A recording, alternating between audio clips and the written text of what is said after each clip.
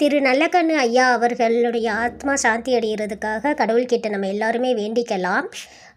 அவர் ஒரு கரைபடியாத கடைசியாக தமிழ்நாட்டில் வாழ்ந்த ஒரு அரசியல் சகாப்தம் அப்படின்னு தான் அவரை சொல்லணும்.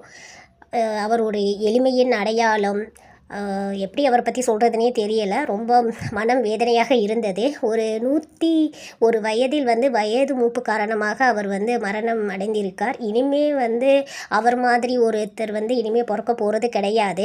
நம்ம மக்கள் எல்லாரும் அவர் இருக்கிறப்ப அவரை எந்த அளவுக்கு வேல்யூ பண்ணாமல் இருந்திருக்கோன்னு பாருங்களேன்.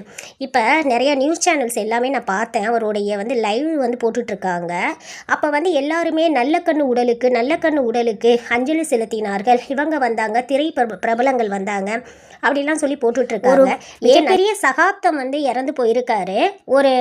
ஒரு நியூஸில் போடுறப்ப கூட முன்னாடி மரியாதையோடு போடணும்னு உங்களுக்குலாம் தெரியாதா?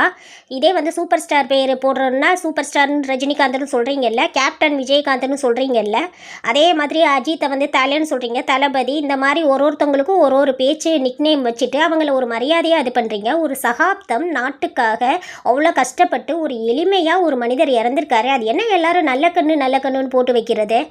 ஏன் நல்ல கண் ஐயான்னு போட்டால் ஆகாதா? எல்லா நியூஸ் சேனல்லையும் இதை நான் பார்க்குறேன்.